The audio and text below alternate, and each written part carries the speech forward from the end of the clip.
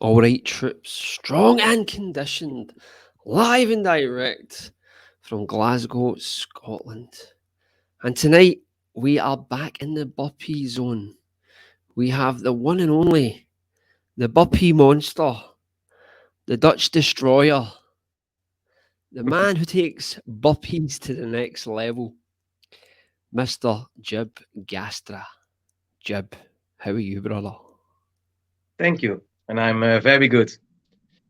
Like I said, just got my food in and my workout in.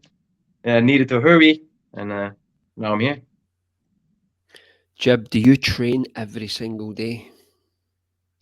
Um, yeah, but the intensity I vary with.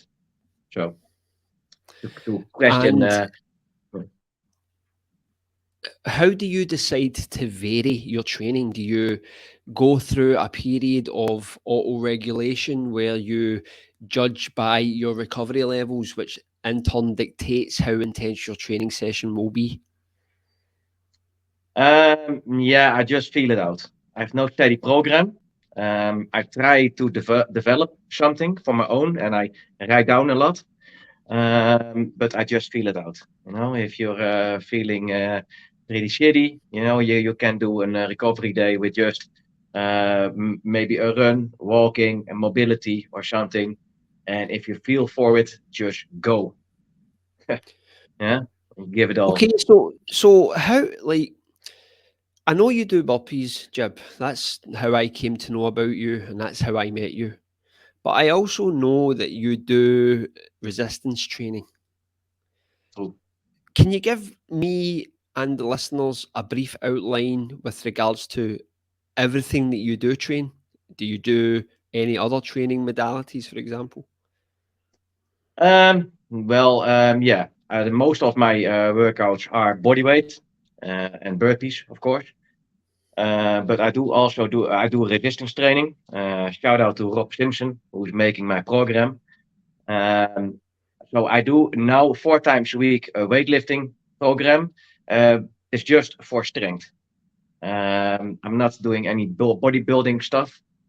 I just want to get stronger and also get my ligaments and my muscles stronger for my calisthenic workouts.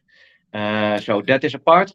And I'm not filming that lately that much, but I'm also doing a lot of calisthenic skills. I think yeah, almost every day I do handstands, muscle ups, front levers, back levers, human flex, all that kind of stuff. Also, next to my normal burpee training, most of the time, or often before a workout or after a workout, off camera. Okay, so you do your burpee training, your body weight training. You also do strength training, and you practice calisthenic skills. So that's quite a well-rounded approach, Jib. That's a very well-rounded approach, actually. And is this something that you planned out, or did you fall into it? No, I fall into it. I'm doing calisthenics for a longer period of time before I even know that it was called calisthenics. I just hit a lot of push-ups and sit-ups and squats and that kind of stuff. And I also did multiple sports before this. But just I saw some yeah, badass videos of people doing crazy stuff like planches, handstands, and you name it, and that caught my attention. So I thought, yeah, I want to do that. And that was even before I saw the Iron Wolf. So it's quite lucky for you that you did fall into it because it sounds like the phrase "you fall into a bucket of shit and come out smelling like roses." Because it's very well structured, and it's something that I really agree with myself. Because I think that a solid strength training program will assist a good burpee routine in that respect. So let's talk through the strength work. How does that work out? um, how does that work out? Can you define a little bit better your question? So what does your strength training program consist of? Now it consists of an overhead press, weighted pull-ups, weighted chin-ups, heavy squats, light squats, stiff-legged deadlifts. Let's think a little. I think that is it. I'm not forgetting something. I think not. No. Yeah. And are you like going for low reps or high reps? Are you mixing the reps up? Well, I'm playing a little. My first intention of this strength work of the weightlifting was to get stronger for my calisthenic skills. So my overhead press I found important for my handstand push-ups and my handstands and that kind of stuff. Um, and yeah, the weighted pull-ups, weighted chin-ups. You want to get strong with that also, because that also transfers to the calisthenic skills, my longer pull workouts and everything. So it helps. It is for me. It is a necessity. Uh, yeah. So, do you follow a standard progressive overload style system where the weights are continuously rising on a weekly basis, or are you just accumulating volume over time? I do multiple things. Oh, I forgot my weight dips, by the way. I like those very much. But yeah, for my weighted dips, I do for a long time now, always 3 sets, max number of reps, and the weight is going up. For now, it is each week for 5 kilos. I'm now in a deload week, by the way, but my last sets were with 45 kilos. Um, my weighted pull-ups and weighted chin-ups are also to the max, and also for my squat, my overhead press and everything, I'm going up in increments of 2.5. But yeah, some things are hard. I find the overhead press very, very hard to progress in.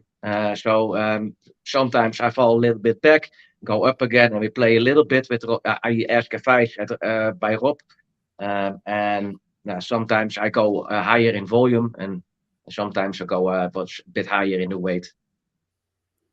How many sets in a workout do you do when you perform the overhead press? Um, for now, I'm sitting now at my last sets were with 60, and I'm progressing with from 4 sets with 5 reps, and then every week a rep on it, so till 8 reps. So So I you had stick to 4 weeks. four. Sorry. So do you just stick to 4 sets?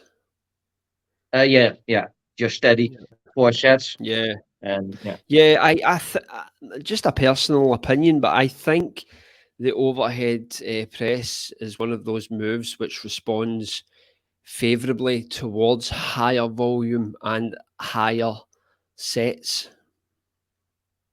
I think that is better also. I'm just a novice, by the way, for the weightlifting part. I'm doing this longer, but I'm no expert. Just I'm playing with all kinds of styles. I'm just discovering this, and yeah, I do this for months, and I'm still a rookie, I think. Um, Yeah. so for me, it's all yeah. I'm trying to discover what is best for me. And for everybody, that's different. I notice now that my body responds better to more volume with the overhead press. So lower the reps, I think, and go higher in the volume. Yeah, yeah, yeah. Also, that is better for your form and everything. Yeah. Yeah. I noticed you also made a point of mentioning the weighted dips because the weighted dip is a favourite exercise of mine. However, I think it's one of those exercises that you need to treat with extreme caution because there's a high risk involved with weighted dips. I Yeah, tend you to mean find sorry? potential wrist issues, for example.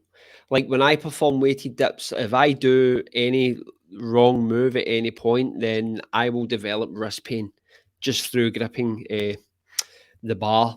I don't know if it's just Chest a pain? In chest, you mean? No, I don't get chest pain. I used to get chest pain when I performed dips, which would be Mm. in the sternum, between the pectorals. But that seems to have disappeared. It's something that I experienced when I was younger.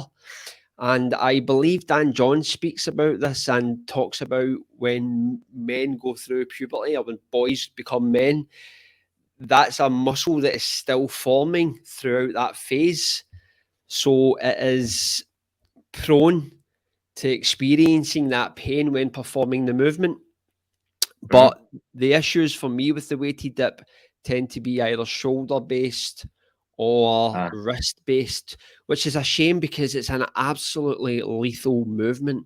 It has so much carryover to burpees, it has carryover to the bench press, but it's definitely an exercise which should be performed with extreme caution. Have you developed any issues while performing weighted dips? no, no. But I started out carefully, and over time, I was getting you. I was getting, sorry for if I'm searching for my words. And English is not my first language, but I was careful with it, and I was slowly over time getting deeper and deeper. So I think it's smart to play gentle with the weighted dips for your rotator cuff muscles and your shoulders. I had a Yeah, rotator cuff injury years ago. I thought with karate that is something that's devolved. But yeah, so I know what the muscles do and how you must treat them. And I do always, also off camera, but extra exercises for my rotator cuff muscles. Also, all my smaller muscles I work on a lot of times with bands and one-legged or one arm movements to get stronger with that and more stable. So yeah, that is my solution, and I think it works very very well. I've never injuries, yeah, yeah. not anymore. What one of these exercises would you say has the biggest carryover to your burpee workouts? For the strength, the weightlifting, ooh, that will be a hard one. I don't know. I think yeah, I think the weighted dips are the best because you're getting a lot of pushing power on that. And if you want to hit the higher pump reps, well, weighted dips are king. Yeah, for sure. Yeah. What about the bench press? I mean, it's quite a contentious issue with regards to the bench press and its ability to carry over to the pumps within a burpee. I mean, my personal opinion is that it does have a lot of carryover because if you perform the bench press in a certain manner where you are going as heavy as you can, but really focusing on speed at the same time and really driving that bar up, it tends to make the push up experience quite lighter because I've got like I have a technique with regards to doing burpees when it comes to the push up, particularly when you're going into the higher volume, the higher reps. And uh, when I do the push up, I tend to try and it's almost difficult to explain, and I'm sure that this is something you'll be able to identify with. When you want to say do 500 unbroken, I think the most important part is trying to use as least energy as possible when you're pushing up from the floor. Hmm. So if there's one aspect of the burpee which you hone in on, it's the push up from the floor and you try to make it as light as possible. Do you understand where I'm coming from? Yeah, yeah, I can understand you. Well, first of Yeah, all, I don't do a lot of bench pressing. Maybe yeah, once or twice a year I do a bench press. I have a nice bench over here, and I use it more for back extensions than bench presses, I think. Also, back extensions, do those for your back to get it strong. You don't need weight or a lot of reps, but that is on the side. Um, but I think the most important thing to hit those high reps and also in a decent time is your mental state. What really, really works good for me is get yeah, some rest in my head. I want some peace, some quietness in my head. I want to have the feeling that I'm totally in control with my mind and my body. I must feel out everything. My heart must not go too fast.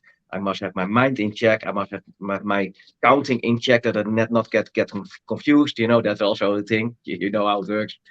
Yeah, the mental state. That Yeah, is yeah. the most That important thing for burpees. Yeah. Yeah, that's something that I wanted to touch upon actually, because I feel that's where you excel in the burpee scene. I think that's your strength is the mental aspect, because a lot of your workouts go into that dark zone where mental game is paramount. So let's move on to burpees. Let's give the people what they want, Jib. Let's talk about your burpee journey, and let's talk about it from the offset. You discovered Iron Wolf like most of us did. What way did you begin to train to start to get used to the rigors of burpee training?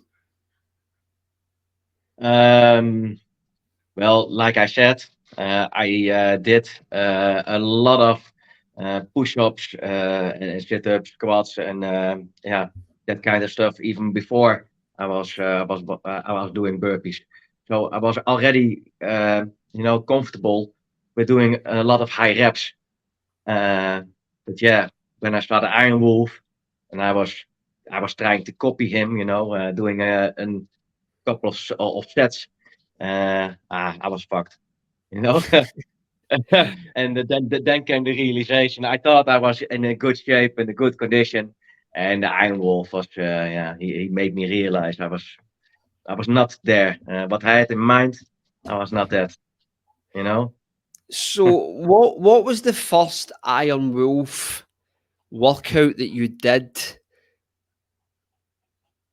Yeah, that's a good one. Ooh, yeah, I don't really know exactly, but I know one from the beginning which I repeated a lot. But I don't know what this was called again. But it was I was not really into the burpees right away. Also, now I am, but in the beginning I wanted to do all kinds of movements. But the video was an fat burner or something in the title.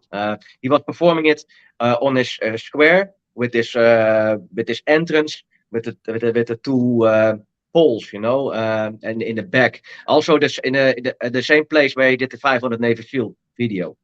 Yeah, And he did all kinds of stuff, the one pumps, two pumps, the hello dollies, leg races, you name it, all that kind of yeah, stuff. And I was really into that. I like that very much. yeah, I know shortly after that came the first challenge, the 500 challenge. I skipped that one because I thought it was boring, only burpees. The second challenge I did, that was my first challenge, and I was hooked.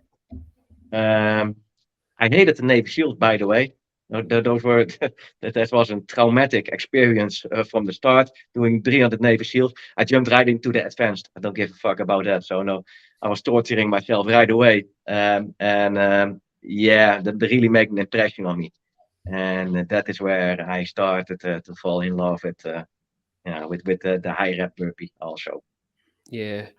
The reason I ask is because it's always interesting to see people's progression with burpees, because the conventional advice, or the advice that I've given personally, is to start with a set number, achieve that number until it becomes easy, then add reps on and just take it there. However, that was definitely my experience, like getting 100 burpees under my belt, and adding reps on. But once I discovered the Iron Wolf, then it was just a case of copying his routines. Now, you raised a really interesting point there, which was the challenge, and it was the 500 a day. And I actually did that challenge, but I was at the 300 a day, because you know how he sets up beginner, intermediate, Yeah, yeah, advanced. yeah. I think 700 was advanced. I think 500 Yeah, was there was intermediate. later on. There was another challenge. Sorry?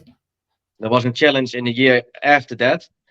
He did the 700 a day for the advanced, Right, yeah, and that that one challenge. I did. Yeah. Yeah, I did that one, I think.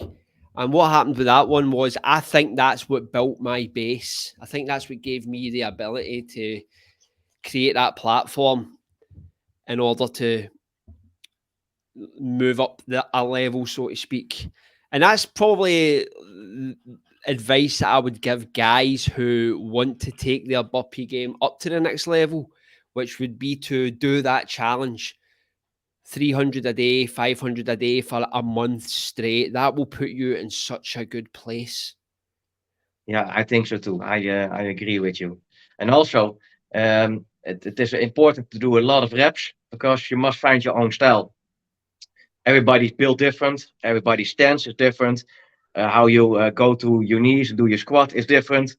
Um, so yeah, also your height is also different. So if you do a lot of reps, you're getting your own style. You only can get that when you do something a lot, and it must go automatic at some point. Yeah. It's funny you also bring that up as well with developing your own style because that is something I believe in. But I have swung round to the thinking that there is ultimately an optimal style of performing burpees. There, and when you look at a lot of the guys who get super high numbers, their burpee technique, it tends to be quite similar in some respects. I tend to find that the guys that are up there always keep a narrow stance when performing a burpee because I think that keeps the burpee compact and allows them to move through that plane of motion where there's no.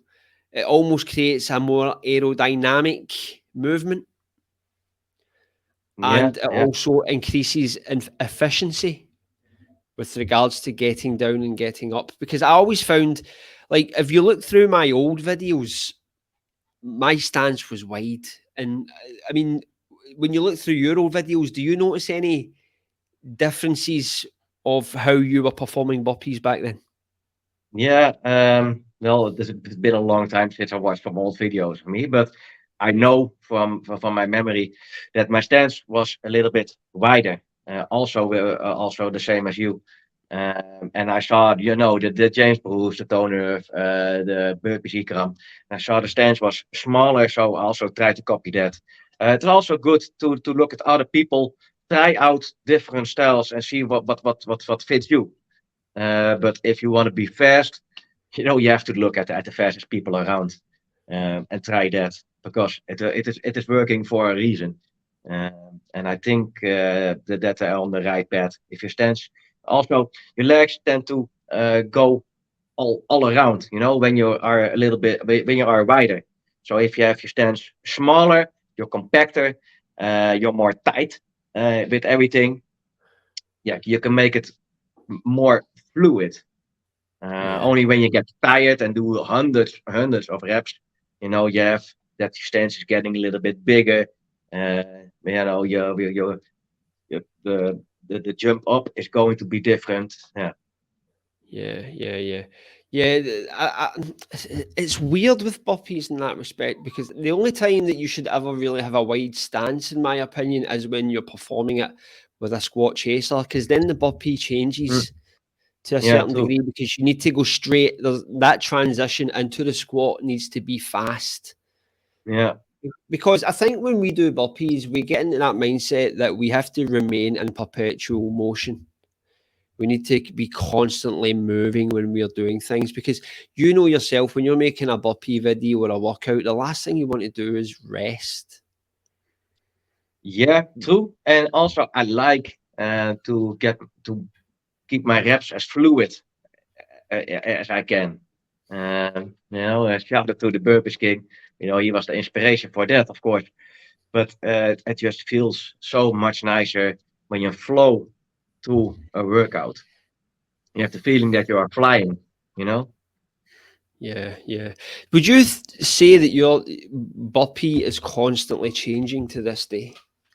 Yeah. Of course. Yeah, you're totally. You're constantly tweaking and doing all kinds of stuff. Yeah. I don't know what it is, but you want it to get better and better. And filming is the way. Also for the guys who don't put out videos on YouTube or anything, doesn't matter. Film your workouts. If it is weightlifting, if it is yeah, burpees, and especially handstands, by the way. Um, Film everything. Don't bother people in the gym too much. Also want to say that. But you have no idea what you are doing. If you are in a movement, if you look back, you're seeing yourself. Then you can tweak. You see tiny things that you miss otherwise. So it is Yeah, important to watch yourself back if you want to improve and perfect your style. And yeah, to say anything about the handstands, there's a prime example. You can stand like a banana, and for your feeling, you're standing straight, and yeah. you're only It's seeing almost that when you're filming it. yeah, it's almost a form of self coaching in that respect. Yeah, yeah. And I think it is important for everybody that tries seriously to do that. And Yeah, everybody can do that nowadays. Everybody has a phone, and standard is cheap. You can buy it everywhere nowadays. So yeah, yeah. It's a good point because if you actually think about weightlifting, the form check is quite popular, particularly in the forum days. People would always be posting a video of them squatting or deadlifting. And because it's one of those moves you never actually see yourself doing, it's one that you're going by feeling. You're never quite sure if you're getting it right in the initial stages. And the same goes for burpees. A lot of guys, they don't go for the form check. They won't send a video in and say, "How's my form on this burpee?" I mean, now and again, I'll get one on Instagram, and I'll usually give a few pointers, but it's rare. But it's definitely something that will help people filming their burpees just to get those little tips with regards to where foot placement should be, where hand placement should be. yeah. But uh, you go into the dark zone with your burpees and you get high reps. So how do you? What is the thinking behind your push up? How do you perform the push up? Do you go for a narrow grip? Are you wide Uh, or? yeah, I try to play with it a little. I noticed if I getting more tired, I'm getting a little bit wider. I'm using more chest, and there is also we have multiple times discussions on YouTube over that. Do you need to do you have to bring your elbows in, do mainly triceps, or can you get a little bit wider? I get a lot of comments of people who say that I'm fucking up my shoulders and everything, and I think they are wrong, and I can tell you why they are wrong. Because I told you already that I had problems with a rotator cuff injury. Yeah, So I had a physiotherapist who explained me how it works, what it does, and I was for months I was totally dive into that subject, and I studied it a little bit. I'm no expert, at anything. I'm no doctor, but I understand it a little bit. And if you do not impinge your rotator cuff, everything is fine. So you can get wide. You see also at Olympic weightlifters, they have a wider grip. They do that because they have more power. If you're going more narrow, you don't have that much power. So if you do one punch, it's maybe fine. You can be fast with that. But for the moment, you're gonna perform those four pumps, better five pumps, six pumps, 10 pumps. You name it. Even I did even 15 to 16 pumps. Yeah, you want it to get a little bit wider. Use your bigger chest muscles instead of your tiny tricep muscles, and you use everything, but you want something that is more dominant and stronger. yeah, And do not, and at the same time, uh, if you keep your shoulders in a 45-degree angle, you don't have to worry about your shoulders. I've never shoulder yeah. problems. Yeah. My thinking behind the push-up has always been like I referred to, that you need to keep everything compact, because I always look at it in a real world situation, which is if your car gets stuck and you had to push it, you would never really go for a wide like push. You would always keep your hands narrow when pushing it. Same if you were pushing someone, you would instinctively have a narrow grip when pushing things. And I kind of like transfer that over to my push ups. I just think that makes sense in my head. I'm not saying it's the superior method, because obviously you find what works for you and what allows you to manage fatigue when you're performing high rep burpee routines.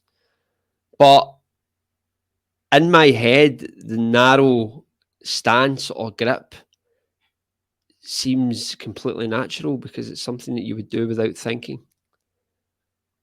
Yeah, I understand what you are saying, but I think we are a little bit brainwashed with the whole idea that a push-up must be close by. I don't think it has to be, and Yeah. I'm living proof that it won't have to be. I had already an shoulder injury, so it is a weak spot, and with the amount of pushing I do not feel any problems with it. Yeah, I think I'm pretty. I know what I'm doing now. I think Yeah. I have the experience to say that. But at the same time, it is for everybody. Do what you like. If you Mhm. don't get problems with it, just continue. It's your burpee. Play with it. Exactly, exactly. Yeah, So what burpees do you think are the most beneficial to become more efficient at burpees themselves? yeah, and you know already what I'm going to say, right? And Navy SEALs, Yeah. Navy Uh, SEAL are the uh, shit. Why? Well, that is so difficult to explain. Why are they so good? There is nobody can explain it. They're just fucking hard, and everybody that does them can approve of that. Everybody knows that there is just something with them instead of a tree pump. You have to balance everything out. You have to pull your legs in. By the way, if you do unbroken sessions of Navy SEALs, your stomach is so hard working that you're getting sick in just 100 reps. I had a time that I did an 101 Navy SEALs and I had to throw up here. Uh, my family was also watching that and they say you must not do that again. Yeah, yeah. Oh, and by the way, I got my full support from my family. Shout out to my lovely girlfriend. Yeah, I need to mention her. I forgot her the last time. So Patricia, Yeah, thank you for yeah. all your ongoing support. We've got a name for people like you in Scotland, mate. We call yous a big sook. I don't care. I don't care. Obviously, mate. You're unflappable. So you think the Navy SEAL is the superior burpee when it comes to building burpee fitness? And do you think that is purely because of the pain element, which further enhances that mental ability to grind and just carry on? Yeah, I think the balance is good from the native steel. If you do 5 pumps, you have to rest a little bit of too long, I think, to recover to do your next rep. 1 pumps and 2 pumps are just a little bit too easy, and not to downplay it for the beginner because all burpees are hard. But if you're getting more advanced, native steel, you can get a good pacing with a good amount of push-ups in a really really fast time. And that's it is, and you're working your abs, your balance, and everything at the same time. So for me, is that is why yeah, it is the number one for me.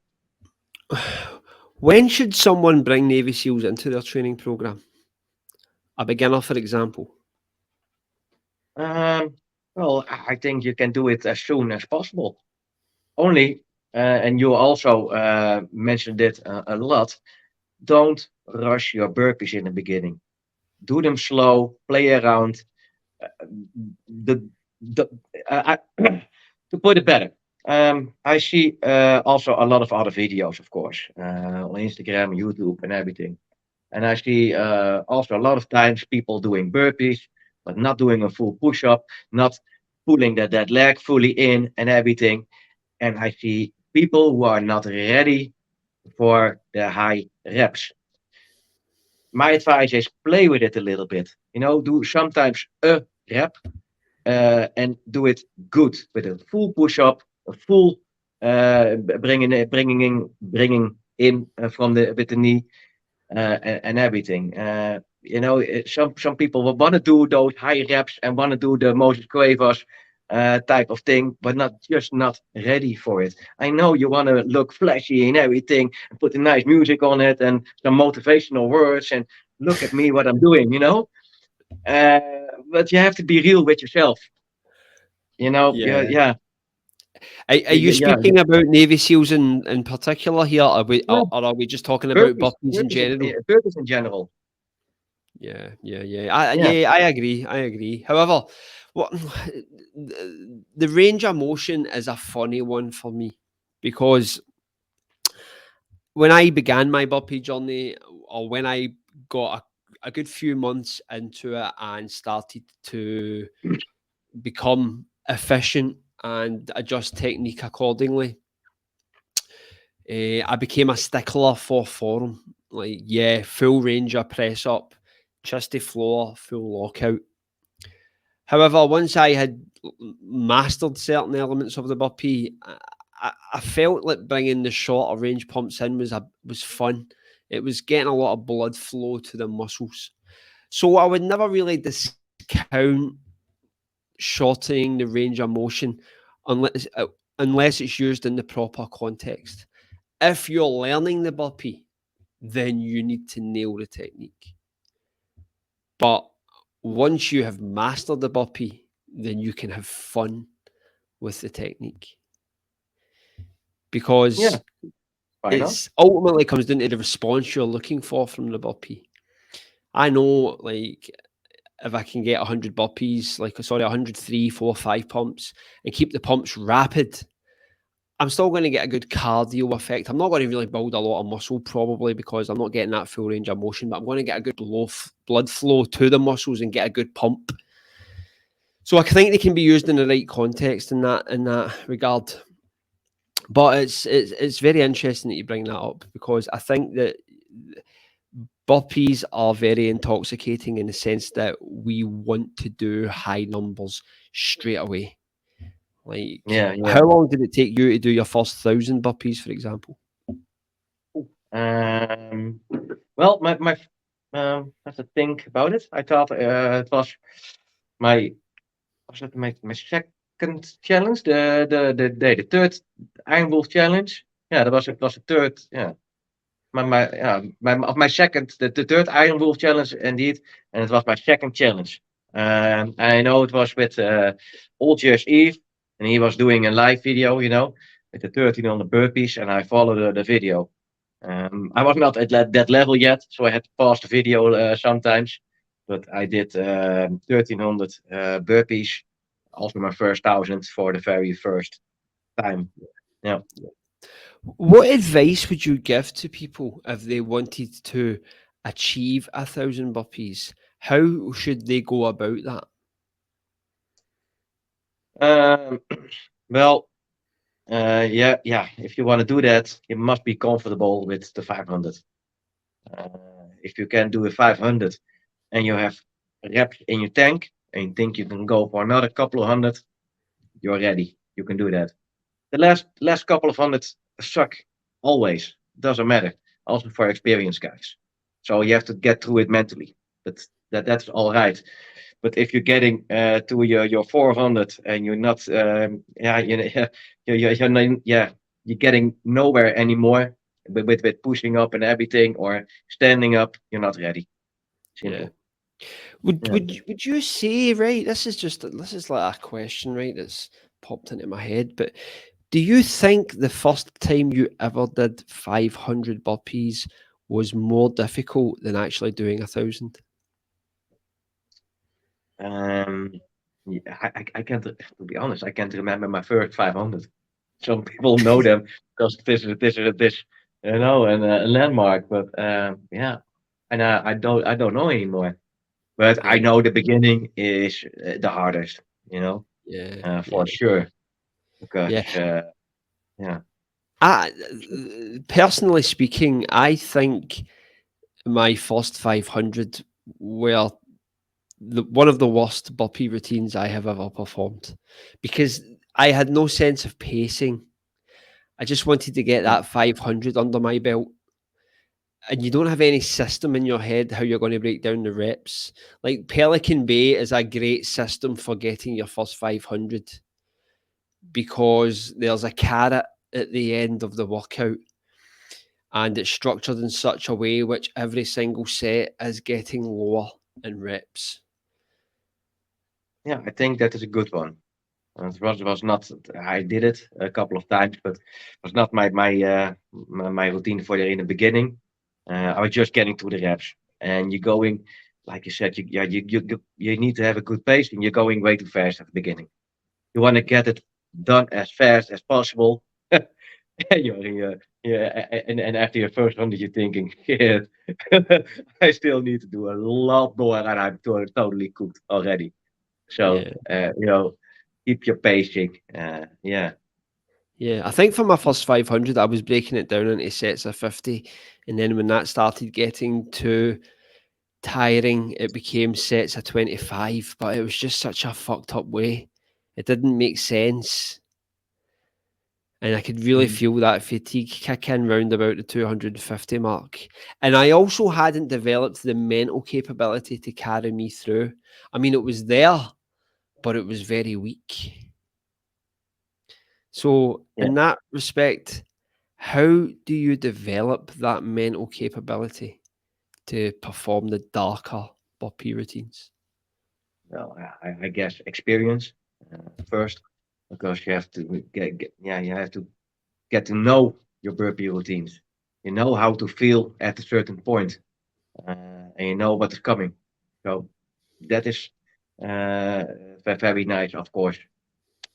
Um, yeah, and I'm lost what I was trying to say. All Sorry, right. Well, sorry. do you know what, Jab? Talk us through that burpee routine and tell me about the stages that you reach when you're performing 500 Navy SEALs, for example. Well, like most of you know, I do them a lot. I've already maybe 10 shot callers done this year or something like that, and not even mentioning the burpee routines, but also 1500 push-ups or more.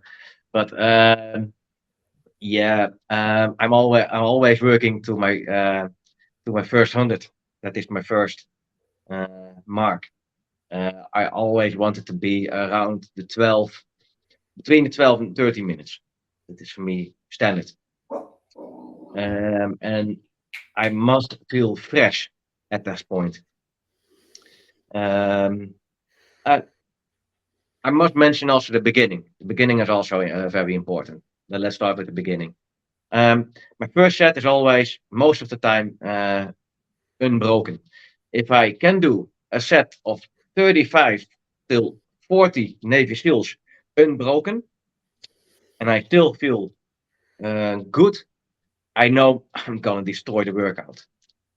If I'm already in huge fatigue and cooked before that, I know this is gonna be a hard session. So most of the time, I know within 40 Navy SEALs how my session is going to be. But that is experience. Um, so yeah, that is one thing. And if then I going to work to my 100. I'm going to work to the 20-minute mark, of course. I did 200 Navy SEALs just before this, and I got 151 in 20 minutes. So that is a normal base. I wanted to have this as normal baseline. I think 160 is my max now. And then you got your 200, 250. a 300, 400, 500. But I know at which times I need to get that. It is just engraved in my head, and I know how I must feel. I also know that somewhere between the 200 and 300, I always have some moment that I'm just gonna space out, and from there the body is saying, "No, not having it anymore." And from there, your energy is just drained, your chest is pumped, and it is going to be just surviving, and that is where the mental part is going to kick in. And like I said, the mental part is the most important part of training. I'm not doing this to get a nice body, you know. I'm doing this to get mentally and physically stronger. That is the difference, and that's also my motivation. And you have to be ready for everything that life is throwing at you.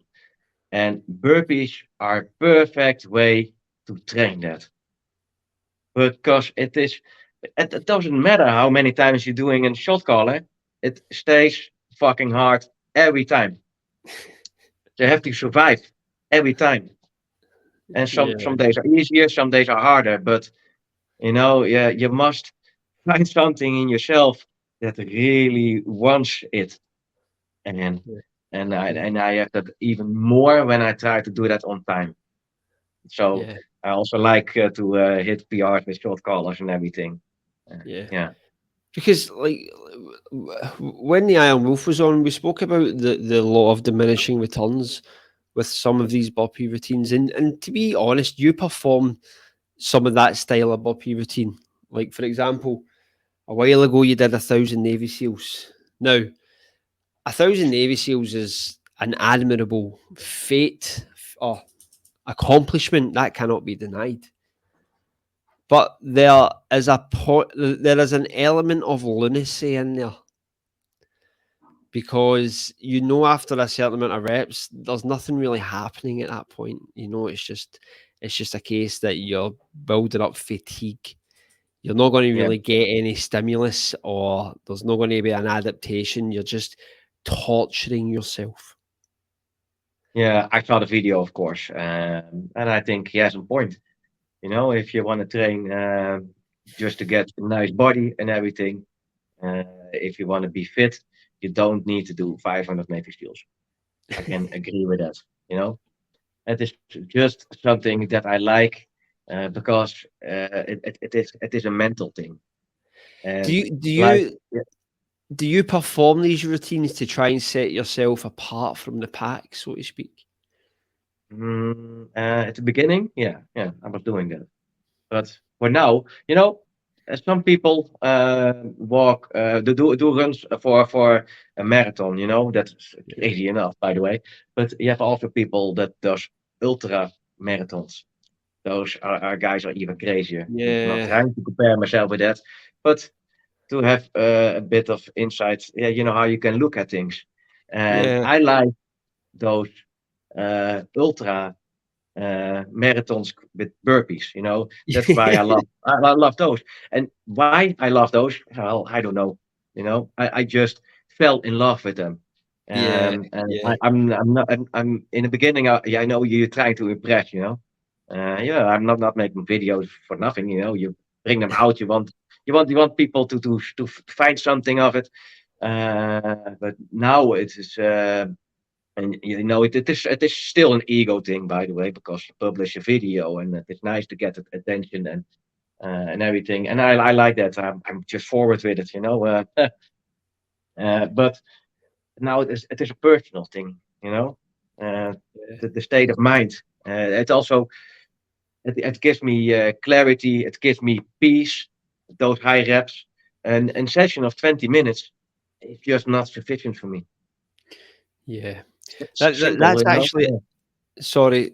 That's actually a very good way you put it there when you compared it to the ultra marathon runners, because I never really looked at it through that lens. So that was a very good point that you made there, because you do these things because you're breaking through mental barriers. It goes beyond the physical at that point. Yeah. It becomes a And I mental have game. to nuance it a little bit because I'm not saying, I don't want people to get me wrong. You don't have to do only big workouts. I did 200 Navy SEALs. For me, it's a short workout within a half hour. And I think also 10-minute workouts are fine. I do a lot also I do a lot of short session also. Also in the morning, 10 minutes there, and 15 minutes there. Throughout the day that I'm walking in my house because I have everything here.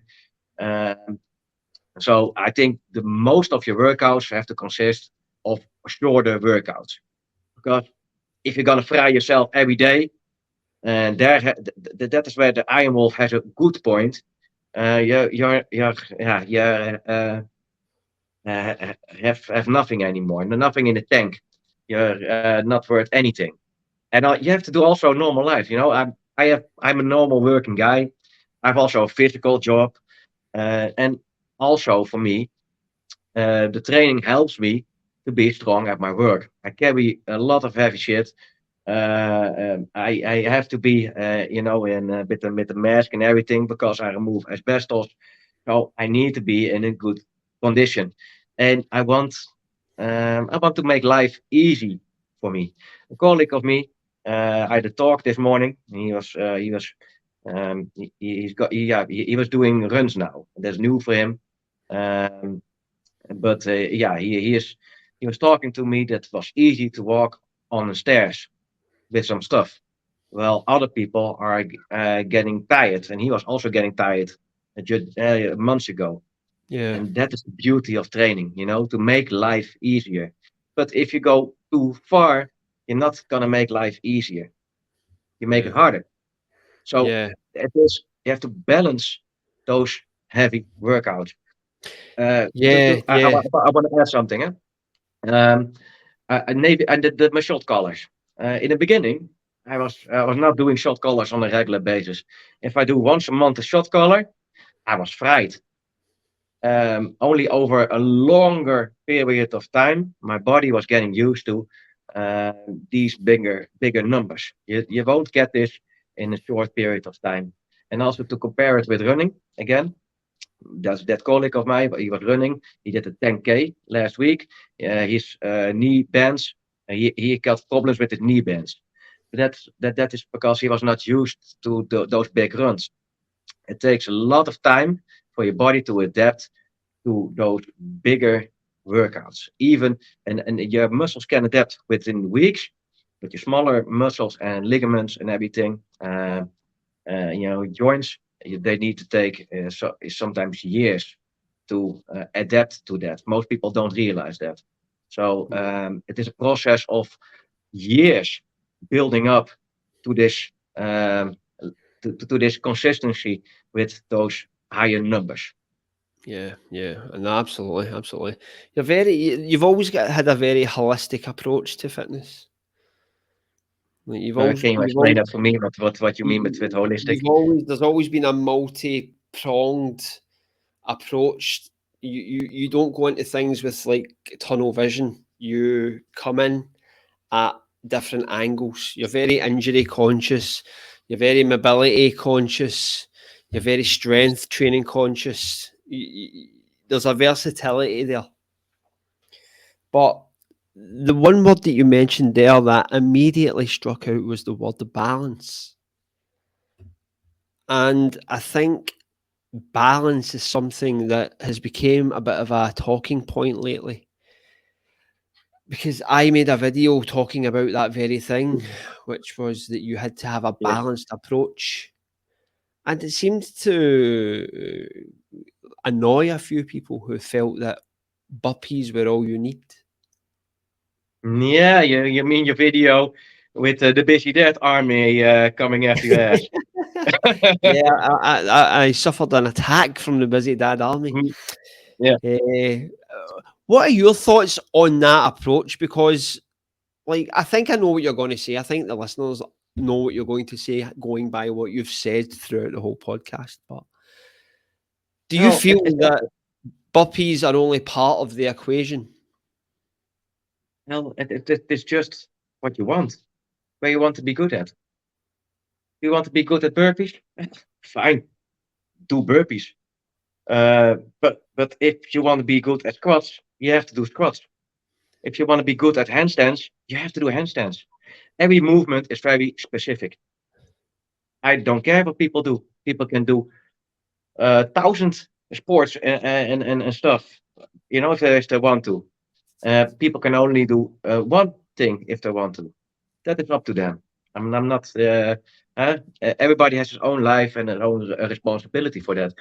But um, people must stop forcing their way of thinking onto others, I think.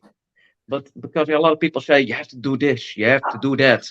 Only if you do this, you have something or anything. Um, yeah, Yeah. stay with stay with yourself. Not try to bother other people that much. Yeah.